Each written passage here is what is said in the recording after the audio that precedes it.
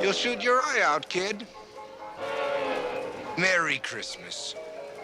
Ho, ho, ho. That's right. No Red Ryder Carbine Action 200-shot range model air rifle for you. That's at least if the anti-gunners get their way. This is a perfect scenario that once again shows it's not about the guns, but it's about the guns. What the heck am I talking about? Guys, let's get into it.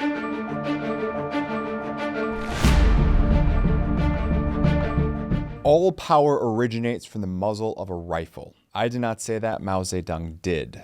Famous Chinese communist leader, architect, and in a lot of ways founder of modern China. Why did he say that? Because Mao Zedong understood that power flows from the end of a rifle. When I say it's not about the guns, because that's inevitably what a lot of people say, but it's about the guns, because the guns are the means to the end. Anti-gunners for 60 plus years have been saying, no one's coming to take your guns. And then of course, finally, that glass house has been shattered because a lot of them have finally become honest about the fact that, heck yeah, it's a children family show. Heck yeah, I want to take your AR-15. Remember that guy?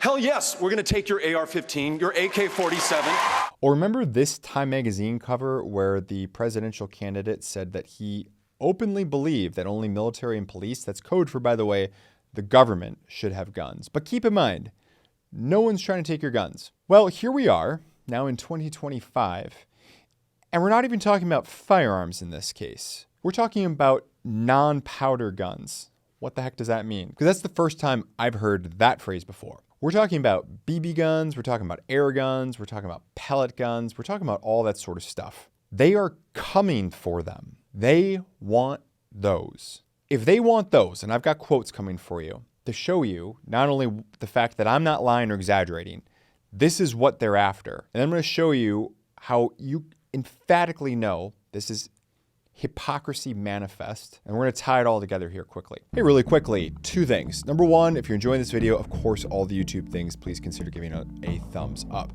Number two, we've got a sponsor for this video, and that's my law firm. It takes me, I think, as you can guess, a fair amount of time to research for these videos, put them together, come and film them, all that kind of good stuff. Not to mention Derek, our brave videographer and editor, who is, of course, working full-time for the law firm to come in and do all that kind of good stuff as well. So something you can do if you're enjoying our legal education content is please consider giving our Google My Business page for the law firm a 5-star review. It's something that really helps out the practice, which at the end of the day allows me to come here and play internet lawyer for you. So it's absolutely free, takes a few moments. Just check it out in the pinned comment below. It's also in the description box. Follow the link. It asks you to rate us on 0 to 5 stars.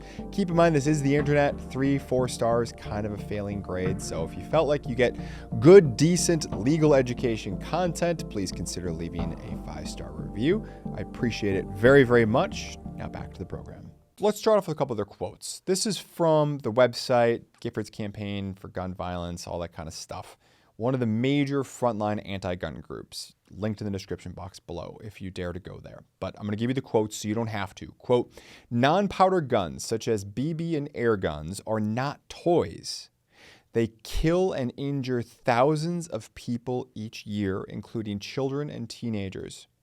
But these tragedies can be prevented by passing laws that treat non-powder guns like the potentially lethal weapons they are. The potentially lethal weapons. Okay, now get this next quote. Quote, though they are not nearly as dangerous as traditional firearms, there are serious risks associated with using non-powder and toy guns. Proposals to reduce the risks associated with these devices have been opposed by that evil gun lobby. May have embellished that last sentence just a skosh, but not really, because we can all hear them kind of saying it like that. Then, of course, they throw in this particular little quote. You know what? I'm going to save that because I'm going to tee off on that last one. Let's just focus on these first two. Okay, so they're identifying basically all non-powder guns, BB guns, air guns, pellet guns, potentially cap guns, by the way, when I was researching this video. So basically anything and everything, just about. okay? And they're saying that anything that can injure or kill someone, that's what we're talking about. That's what they want to regulate. I was talking to a friend of mine, true story. I was talking to a friend of mine, I'm filming this on a Tuesday. It was yesterday, it was on a Monday, where he was telling me that he and his wife were playing, they've got kids, a Nerf gun fight in their house. And he shot with a Nerf gun at his wife, and his wife dipped where she should have dodged or ducked or I don't know, something else. But she went down to try to avoid a shot, but the shot was low, got hit in the eye. Weren't playing with protective gear. Okay. She's in healthcare. It apparently affected the shape of her eye for some time following that. That's an injury. I don't know what it did to the use and impairment of her eye as an organ. Why am I citing this as an example? Because generally speaking, one of the definitions for deadly force is if whether or not the force can meet one of two criteria. The first criteria, whether or not it's foreseeable or reasonable that it could produce death. The second one is whether it's reasonable, foreseeable that it can produce great bodily harm. One of the definitions of great bodily harm is that whether it can impair the use of an organ. It sounds like you can make a case that Nerf guns are deadly weapons under the law. And if you're laughing at your screen, first off, I get it. I get it. But what you need to understand is that the arguments we laugh at today are going to be the reasons why you, your kids, or your grandkids are going to be getting arrested someday. Don't believe me? Look at communist China. China is locking people away, life in prison, because they are treating facsimile firearms. They're treating guns that are not actually firearms, but maybe they're non-powder guns. They're treating them exactly the same as if they are firearms. Back to the Giffords. They're distinguishing non-powder guns from traditional firearms, but it's all being lumped together as guns. All right, now to tie it off, because you knew this was coming, they then go into the fact that, quote, additionally, the Consumer Product Safety Commission reports that BB guns and pellet rifles cause an average of at least 4 deaths per year. 4 deaths. Now, number one, any death, especially a children death, is a tragedy. 0% trying to downplay that or be glib about it. What I am going to be going after is their sincerity as an organization to actually stop and prevent deaths. They want to regulate non-firearms. I can't believe I'm saying this. They want to regulate potentially Nerf guns, BB guns, you name it, as firearms. That's code for people will go to prison. Probably thousands and thousands and thousands of people's lives will be ruined because they want to send men with real guns, or traditional firearms as they prefer, to go after people because they had Nerf guns potentially, BB guns potentially, you name it. All for what they are saying are 4 deaths per year. In the same category, to try to wrap some context into this, 2 people per year are crushed by vending machines in America. In 2016, 2 people died by selfie. I wonder how many more people die by selfie today than back in 2016, because I assure you it's more than 2. Maybe we should be outlawing vending machines and selfies, because we'll be saving equal or way more deaths than this regulation will.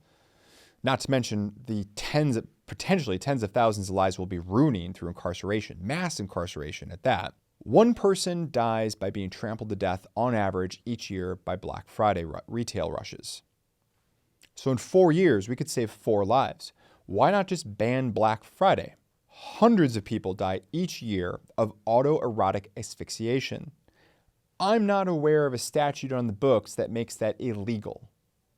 But if you really want to save lives, you should be lobbying for that. Or maybe we should ban dogs, because about 65 people die each year from dog attacks. I own 3 dogs, I'm not anti-dogs. Or maybe we should be banning bicycles, because over 1,000 people each year die while riding bicycles. You know, about 300 people die from ladder falls in America each year. Shouldn't we be banning ladders? Or how about the 100 or so people who die each year in North America from scuba diving?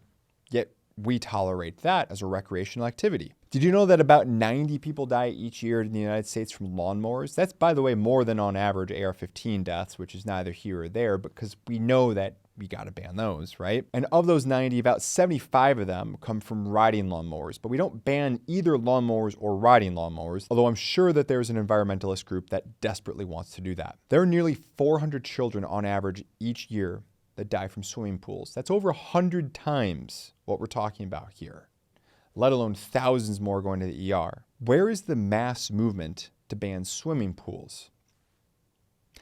I don't see it. And you know why? Because none of this is about saving the children.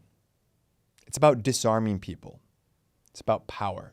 You know that, and I know that. Let me know what you think about all this down in the comment field below. I enjoy reading that discussion. Hit that like button if you've not already done so. Now let's close out with our ever popular quote of the day. This one comes from one of my favorites, Greek thinker-philosopher Epictetus, who once said, quote, "First say to yourself what would be, and then do what you have to do." Always great to hear from the greats. And it's great hearing from you. I look forward to reading the comments, and I'll see you in the next one. Thanks for sticking around to the end of the video. If you enjoyed this one, please feel free to check out some of our other great content, and we'll see you in the next one.